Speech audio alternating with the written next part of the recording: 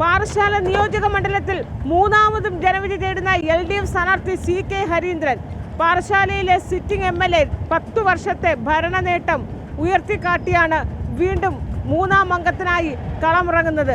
പാറശാല ആയതുകൊണ്ട് തന്നെ ഒരു ഇടതുപക്ഷത്തിലെ ചായ്വുള്ള മണ്ഡലമാണ്. അതുകൊണ്ട് തന്നെ വലിയ ആത്മവിശ്വാസത്തിൽ തന്നെയാണ് സ്ഥാനാർത്ഥി.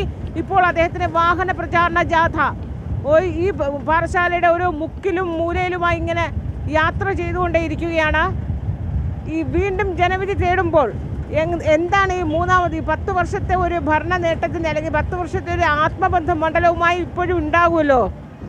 തീർച്ചയായും കേരളത്തിൽ ഇടതുപക്ഷ ജനാധിപത്യ മുന്നണി ഗവൺമെൻറ് അധികാരത്തിൽ വന്നതിന് ശേഷമുള്ള ഈ 10 വർഷം പാറശാല മണ്ഡലത്തെ സംബന്ധിച്ചിടത്തോളം കേരളത്തിൽ പൊതുവേയും പാറശാല മണ്ഡലത്തിൽ പ്രത്യേകിച്ചും മുടങ്ങിക്കിടന്നതും പുതുതായി ഏറ്റെടുത്തതുമായിട്ടുള്ള വികസന പദ്ധതികൾ ധൈര്യപൂർവ്വം മുന്നോട്ട് കൊണ്ടുപോകാൻ കഴിഞ്ഞു. നടത്തിയ വികസന പ്രവർത്തനങ്ങളെല്ലാം ജനങ്ങളുടെ ജീവിതത്തെ സ്വാധീനിക്കുന്നവയാണ്, അവർക്ക് നേർസാക്ഷ്യമാണ്.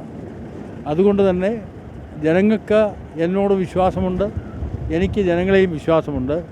ആ അഭിമാനബോധത്തോടു കൂടിയാണ് ഞാൻ ജനങ്ങളെ സമീപിക്കുന്നതും വോട്ട് ചോദിക്കുന്നതും. ഈ UDF സ്ഥാനാർത്ഥി DCC പഴയ DCC അധ്യക്ഷനൊക്കെ ആയിരുന്ന നെയ്യാറ്റിൻകര സ്ഥാനം BJP സ്ഥാനാർത്ഥി, BJPയും വലിയ തിരുവനന്തപുരം ജില്ലയിൽ BJPക്ക് വളർച്ച വന്നുകൊണ്ടേയിരിക്കുന്ന വളർച്ചയുടെ ഒരു പാതയിലായിരിക്കുന്ന ഒരു ജില്ല കൂടിയാണ്. പാറശാല ബോർഡറാണ്. പക്ഷേ എങ്കിലും എതിരാളികൾ ദുർബലരായ സ്ഥാനാർത്ഥികളല്ല, കരുത്തരായ സ്ഥാനാർത്ഥിയെ തന്നെയാണ് എതിരാളികൾ. അപ്പോൾ ഒരു ത്രികോണ മത്സരം ഇവിടെ ഉണ്ടോ? അങ്ങനൊരു ബലാബലത്തിൻ്റെ കാര്യത്തിൽ കോൺഗ്രസ്സിന് രാഷ്ട്രീയ സ്വാധീനമുള്ള ഒരു മണ്ഡലമാണ്. BJP അത്ര എത്തിയില്ലെങ്കിലും രാഷ്ട്രീയ സ്വാധീനമുള്ള വിഭാഗമാണ്. അതുകൊണ്ട് തന്നെ 3 പേരും തിരഞ്ഞെടുപ്പ് പ്രവർത്തനം കാര്യമായി നടത്തുന്നുണ്ട്. അതിൽ ഇടതുപക്ഷ മുന്നണി സ്ഥാനാർത്ഥി എന്ന നിലയിൽ എനിക്കാണ് ഒരു മുൻകൈയും ആത്മവിശ്വാസവും നിലവിലുള്ളത്. ഈ തെരഞ്ഞെടുപ്പിൽ വികസന വിഷയങ്ങളൊന്നും ചർച്ച ചെയ്യുന്നില്ല എന്നൊക്കെയാണ് പറയുന്നത്. ഈ പൊതുവെ അനാവശ്യമായ രാഷ്ട്രീയ വിവാദങ്ങൾ, ഡീലാരോപണങ്ങൾ മാത്രമായി മുഴുകിയിരിക്കുന്നു എന്നാണ് പറയുന്നത്. പാറശാലയിലെ അവസ്ഥ എങ്ങനെയാണ് മണ്ഡലത്തിൽ? പാറശാലയിൽ അത്തരം കാര്യങ്ങൾ അവർ സ്വാഭാവികമായും നടത്താൻ ശ്രമിക്കുന്നുണ്ട്.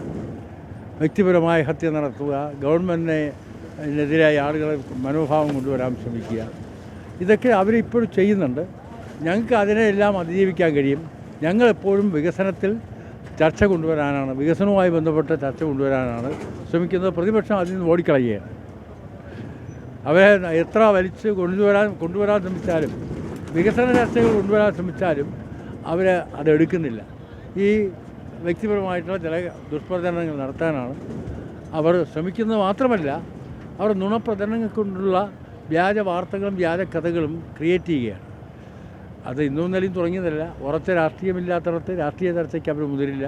പകരം ഇതുപോലുള്ള നുണ പറയുക, വ്യാജ വാർത്തകൾ കൊണ്ടുവരിക, തിരക്കഥകൾ രചിക്കുക, അത് ചില മാധ്യമങ്ങളെ കൂട്ടുപിടിക്കുക, മാധ്യമങ്ങളെ കൊണ്ട് അത് പറയിപ്പിക്കുക, അത് അവരുടെ അഭിപ്രായമായി അവർ കൊണ്ടുവരിക. നിർമ്മിക്കപ്പെടുന്ന തിരക്കഥകളുടെ ഭാഗമായി അവർ പോവുകയാണ്. തെരഞ്ഞെടുപ്പ് കഴിയുമ്പോൾ അത് തീർന്നോളും. ഓരോ തെരഞ്ഞെടുപ്പുകളിലും അത്തരം തിരക്കഥകൾ നെയ്തെടുത്തവരാണ് അവർ. അതിനും മിടുക്കന്മാരാണ്. എന്തായാലും വലിയ പ്രതീക്ഷയിൽ തന്നെയാണ്. മൂന്നാം തവണയും പാറശാലക്കാർ ചേർത്ത് നിർത്തും, കൈവിടില്ല എന്ന് തന്നെയാണ് സിറ്റിംഗ് MLA CK ഹരീന്ദ്രൻ. അത്രയേറെ ഇടതുപക്ഷത്തിൻ്റെ ചായ്വുള്ള മണ്ണാണ് എന്നൊരു ആത്മവിശ്വാസം. മറ്റ് ലോക്സഭാ തദ്ദേശ തെരഞ്ഞെടുപ്പുകളിൽ ഉണ്ടാകുന്ന ഒരു പാറ്റേൺ അല്ല നിയമസഭയാകുമ്പോൾ ഇടതുപക്ഷത്തെ ചേർത്ത് നിർത്തുമെന്ന് തന്നെയാണ് സിറ്റിംഗ് MLA CK ഹരീന്ദ്രൻ്റെ ആത്മവിശ്വാസം. ക്യാമറാമാൻ വിഷ്ണുവിനൊപ്പം അൻഫിലി ഡിസൂസ, അമൃത ന്യൂസ്.